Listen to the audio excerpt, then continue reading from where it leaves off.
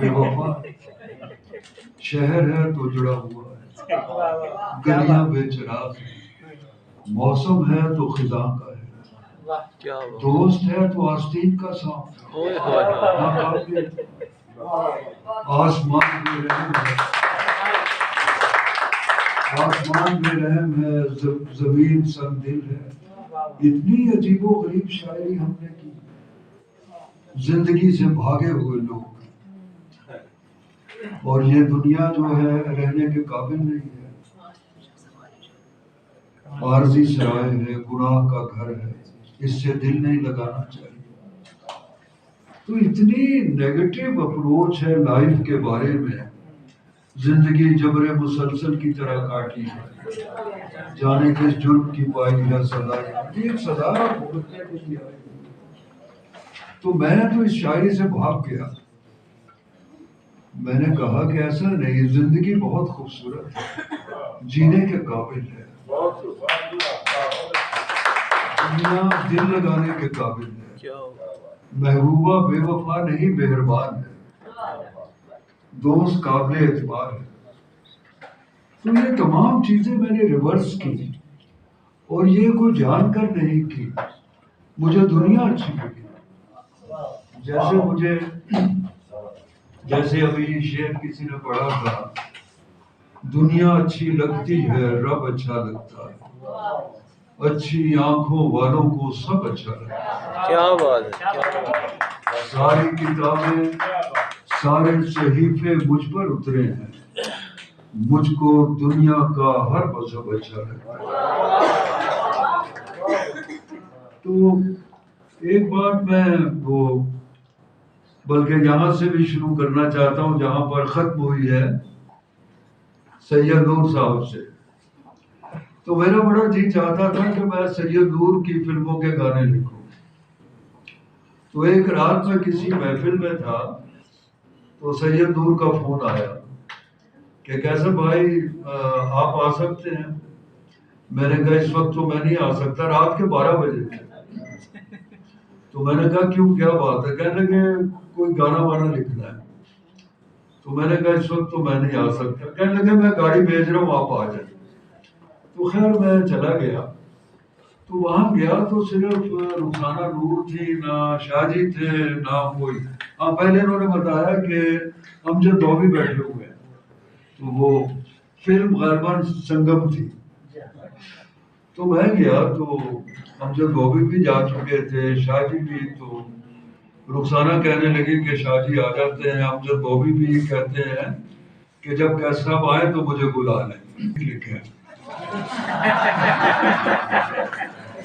تو رخسانہ کہنے لگی کہ میں تو آپ کی وجہ سے فلمی نغمہ نگار بن گئی۔ تو انہوں نے وہ گیت لکھے۔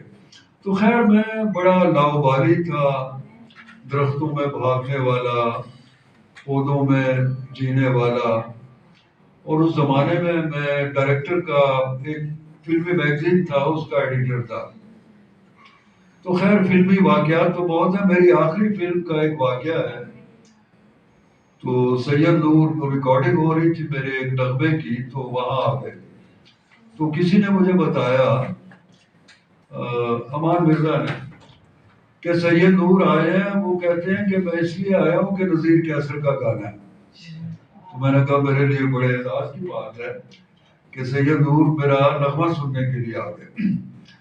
تو کانٹا میری آخری فلم تھی، اور میرا کی پہلی فلم تھی وہ۔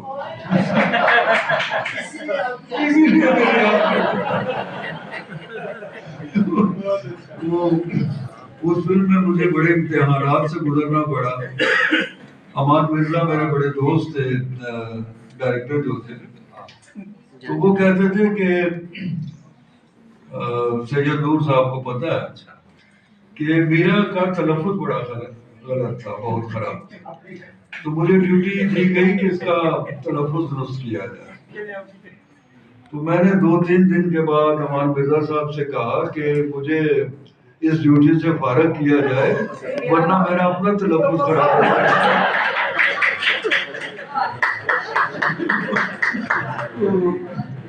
بہت آپ سب جانتے ہیں کہ میرا جی کیا تھی اور کیا ہے، بہت دلچسپ کریکٹر ہے. تو ایک ڈائلاگ تھا اس میں شکست کا لفظ تھا، تو وہ شکست کہتی تھی، تو میں کہتا تھا شکست نہیں شکست.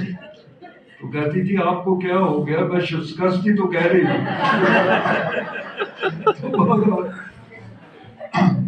تو جہاں تک میری شاعری کا تعلق ہے تو میں کہا کرتا ہوں کہ میں بچوں کے لیے لکھتا ہوں، جسے بڑے بھی پڑھ سکتے ہیں، اور بڑوں کو وہ شاعری ضرور پڑھنی چاہیے تاکہ وہ بچے بن سکیں.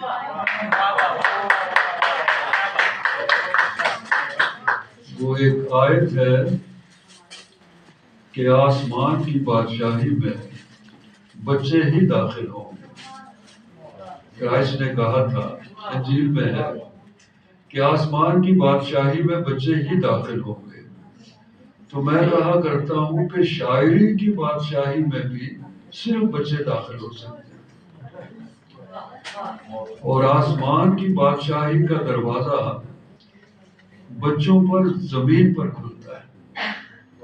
اگر وہ اب آرٹ کیا ہے، کائنات میں انسان کو داخل کر دیں تو آرٹ پیدا ہو جاتا ہے. انسان کے بغیر کائنات نامکمل ہے، بلکہ اس کا آرٹ تو نامکمل ہے. تو میں نے درختوں سے باتیں کرنا سیکھا. جیلانی کامران نظم کے شاعر تھے، تو میری پہلی کتاب 1968 میں جب چھپنے لگی تو میں نے ان کو کہا کہ اس کا دیباچہ لگ گیا. درختوں میں چہرے کیسے نظر آتے ہیں، درختوں کی شاخوں میں ہاتھ کیسے نظر آتے ہیں. تو میں نے کہا کہ میں نے کائنات سے ایک نیا رشتہ قائم کیا. اور اگر آپ، یہ ایک فلم کی بات ہے کہ کیمرہ ایک جگہ رکھتے تھے پرانی فلموں میں، اس کا اینگل ہی چینج نہیں ہوتا تھا. تو ہمارے شاعروں نے بھی ایک جگہ کیمرہ رکھا ہوا، ایک ہی طرح کی چیزیں نظر آتی ہیں، کائنات ایک ہی جگہ نظر آتی ہے. وہی جیسے میں نے گنا ہجر، وصال اور جبر مسلسل، بے وفائی، ستم گری، اس کے سوا کچھ نظر نہیں آتا. اور بنی بنائی زبان ہے، میخانہ ہے، واعظ ہے، شیخ ہے، کوچہ ہے، قاتل ہے، پتہ نہیں کیا اس زبان سے نکالنا چاہتے ہیں. وہ اس زبان کو کسی گٹھڑی میں باندھے اس کو پھینک دے. یہ اس قابل نہیں ہے کہ اس سے نئی شاعری پیدا ہو سکے. اور نئی شاعری، کسی نے مجھے کہا کہ نئی شاعری کیا ہوتی ہے. میں نے کہا ہم تو اپنی زندگی تبدیل کرنے کی ہمت نہیں رکھتے تو نئی شاعری کہاں سے پیدا کریں. پانی کی طرح ہمارے خیالات بھی گدلے ہو چکے ہیں، خراب ہو چکے ہیں، پراگندہ ہو چکے ہیں. پانی کی طرح ہمیں اپنے خیالات کو بھی فلٹر کرنے کی ضرورت ہے. ہم خیالات نہیں بدلتے تو ہماری شاعری کہاں سے بدلے گی. ہم نے زندگی کو بدلنا نہیں سیکھا. اور میں کہا کرتا ہوں کہ ہم نے ماضی کا کوڑ کباڑ جو ہے وہ اپنے ذہنوں میں بھر رکھا ہے. آزادی جو ہے وہ ماورائی تصورات سے ہو، زمینی تصورات سے ہو. آزادی کے بغیر آپ سچ نہیں بول سکتے، اور سچائی آدمی کو آزاد کرتی ہے. تو ہم نے، اور میں کہا کرتا ہوں کہ جھوٹے آدمی کا بھی آئیڈیل جھوٹا آدمی نہیں ہوتا، سچا آدمی ہوتا ہے.